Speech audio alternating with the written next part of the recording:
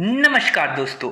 IRCTC पे rail ticket book करते समय सारी डिटेल भरने के बाद एक ऑप्शन आता है जिसको आप और हम बड़े हल्के में ले लेते हैं। यह ऑप्शन होता है ट्रैवल इंश्योरेंस चुनने का।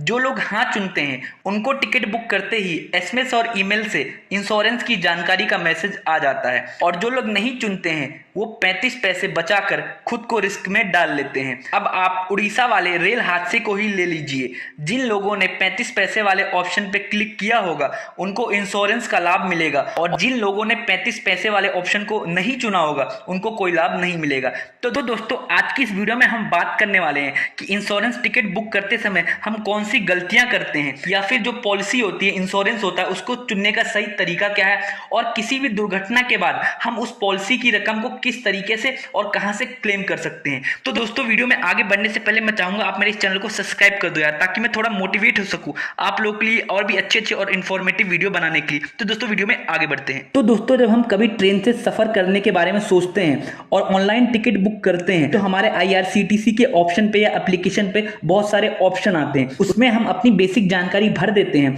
उसके बाद एक ऑप्शन आता है कि आप 35 पैसे का इंश्योरेंस लेना चाहते हैं कि नहीं। तो जो लोग उस इंश्योरेंस को ले लेते हैं, तो उस इंश्योरेंस को लेने का तरीका क्या है कि बस आपको टिक कर देना है, हाँ पे टिक कर देना है, ऑटोमेटिक वो इंश्योरेंस हो जाएगा। उसके बाद क्या होगा, आपके रजिस्टर्ड मोबाइल नंबर और रजिस्टर्ड ईमेल आईडी पे कुछ डिटेल लिखी हुई आएंगी। उसमें क्या होगा, ट्रैवल इंश्योरेंस कंपनी का नाम लिखा आएगा, इंश्योरेंस सर्टिफिकेट नंबर आएगा। इसके अलावा एक लिंक भी आएगा। उस लिंक पे क्लिक करके आप नॉमिनी का ऑप्शन भर सकते हैं, क्योंकि क्या होता है, अगर आपने अपने नाम से टिकट बुक करी है और खुदा ना खास्ता कोई मिस हैपनिंग हो जाती है तो जो इंश्योरेंस का क्लेम है वो कौन करेगा? जिसको आपने नॉमिनी बना रखा है वही जाके उस रकम को क्लेम कर सकता है। तो दोस्तों, इसलिए नॉमिनी ऐड करना बहुत ही ज्यादा जरूरी है। इसके अलावा उस एसएमएस में आईआरसीटीसी का हेल्पलाइन नंबर भी होता है, जिसपे आप फोन करके उस इंश्योरेंस के रिगार्डिंग आप जानकारी ले सकते हैं। तो दोस्तों, आईआरसीटीसी ने दो कंपनियों के साथ इस इंश्योरेंस का समझौता किया है।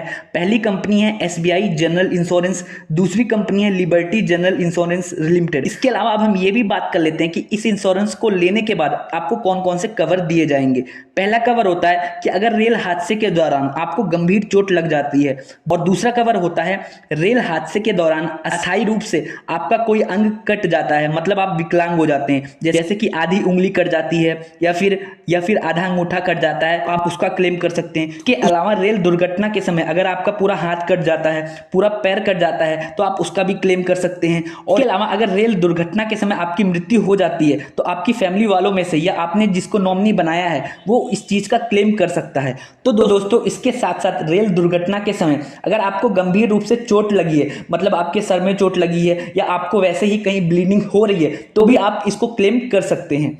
तो दोस्तों, अब हम ये बात कर लेते हैं कि आप कितनी रकम का क्लेम कर सकते हैं, मतलब किस किस चीज के लिए आपको कितने पैसे दिए जाएंगे। तो दोस्तों, अगर आपको गंभीर रूप से चोट लगी है तो आप 2 लाख तक का क्लेम कर सकते हैं। अगर आपके हाथ का कोई अंग कट गया है, जैसे उंगली कट गई है, अंगूठा कट गया है, तो आप 7.5 लाख तक का क्लेम कर सकते हैं। अगर आपके शरीर का कोई बड़ा हिस्सा कट गया है, जैसे पूरा हाथ कट गया हो, पूरी टांग कट गई हो, तो आप 10 लाख रुपए तक का क्लेम कर सकते हैं। इसके अलावा अगर आपकी मृत्यु हो गई है तो आपकी फैमिली में जो नॉमिनी है या जो आपके बाद वारिस है वो 10 लाख तक का क्लेम कर सकता है। तो दोस्तों, अब हम ये बात कर लेते हैं कि दुर्घटना होने के बाद क्या प्रोसीजर होता है या हमें क्या करना पड़ता है इस इंश्योरेंस को पाने के लिए। तो दोस्तों, सबसे पहले जिसके साथ ये दुर्घटना हुई है, अगर वो जीवित है तो उसको क्या करना पड़ता है, जिस दिन ये दुर्घटना हुई है उस दिन से लेके 4 महीने तक के अंदर अंदर आपको ये क्लेम करना पड़ता है कि मैं इस इंश्योरेंस का हकदार हूं। अगर आप 4 महीने के बाद क्लेम करोगे तो आपको कोई इंश्योरेंस नहीं मिलेगा, पहली बात। दूसरी बात ये कि आपको क्लेम करने के लिए आपके नजदीकी इंश्योरेंस ऑफिस में जाना पड़ता है। जिस कंपनी का आपका इंश्योरेंस है उस कंपनी के पास आप जाइए, आप सारे सबूत दीजिए, आपको सारे सबूत देने पड़ेंगे। जैसे कि अगर जो रेल दुर्घटना हुई है तो आपको रेल अथॉरिटी से ये सर्टिफिकेट लाना पड़ेगा, ये मिस हैपनिंग इस ट्रेन में हुई है, उसका सबूत देना पड़ेगा। दूसरी चीज ये कि आपने उस ट्रेन में सफर किया है, इस चीज का सबूत देना पड़ेगा, जैसे कि आपने जो टिकट बुक किया था वो आप दिखा सकते हो। उसके अलावा जो बेसिक डॉक्यूमेंट होते हैं, आइडेंटिटी प्रूफ, और ये सारी चीजें आपको देनी पड़ती है। उसके बाद इंश्योरेंस अथॉरिटी ये सारी चीजों को चेक करती है। जब उनको लगता है कि आप सही बोल रहे हो, उसके बाद आपको 15 दिन के अंदर इंश्योरेंस का क्लेम दे दिया जाता है। इसके अलावा एक चीज और, जैसे कि जिसके नाम ये टिकट बुक है, अगर उस बंदे को कुछ हो जाता है तो जो इंश्योरेंस का क्लेम है उसके फैमिली वाले कर सकते हैं। पहली चीज तो ये कि कि जो बंदा नॉमिनी है वो क्लेम कर सकता है, नहीं तो फैमिली का कोई मेंबर भी क्लेम कर सकता है। बट जो इंश्योरेंस का पैसा है वो जो कानूनी रूप से हकदार होगा, मतलब जो बंदा मर गया है उसके बाद जो उसका कानूनी रूप से वारिस होगा उसको ही ये पैसे दिए जाएंगे। तो दोस्तों जो बंदा दुर्घटना में मर गया है तो इस चीज को कैसे पता करें कि उसने इंश्योरेंस लिया था कि नहीं,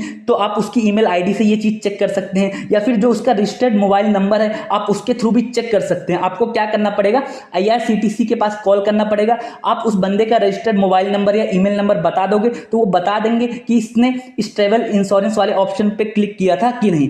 तो दोस्तों अब हम एंड में ये बात कर लेते हैं कि जिन लोगों ने रिजर्वेशन कराया था उनको तो ये इंश्योरेंस मिल जाएगा, लेकिन जनरल वालों का क्या। तो दोस्तों मैं आपको एक बात बता दूं कि जो ये इंश्योरेंस वाली पॉलिसी है ये सिर्फ रिजर्वेशन वाले लोगों के लिए, मतलब कि जिन लोगों ने रिजर्वेशन करवाया है उनको ही इंश्योरेंस की पॉलिसी मिलेगी, और जो लोग जनरल टिकट बुक करवाते हैं उनको कोई कवर नहीं दिया जाएगा। वो सिर्फ गवर्नमेंट के ऊपर डिपेंड रह सकते हैं, मतलब कि अगर कोई रेल दुर्घटना होती है तो अगर गवर्नमेंट कोई उनको कवर देती है या फिर गवर्नमेंट कोई उनको पैसे देती है, जैसे उड़ीसा रेल हादसे में गवर्नमेंट सभी लोगों को पैसे देगी, मुआवजा देगी, तो उसमें सभी को मिलेगा। लेकिन जिन लोगों ने 35 पैसे वाले ऑप्शन पे क्लिक किया होगा रिजर्वेशन वालों ने, उनको इंश्योरेंस वाले भी पैसे देंगे। दोस्तों उम्मीद करता हूं आपको ये सारी चीज समझ आई। अगर आपको मेरी वीडियो ये अच्छी लगी है तो जाते जाते इस चैनल को सब्सक्राइब कर दो यार, ताकि मैं थोड़ा मोटिवेट हो सकूं आप लोगों के लिए और भी अच्छी और बेहतरीन वीडियो बनाने के लिए। वीडियो देखने के लिए आपका बहुत बहुत शुक्रिया।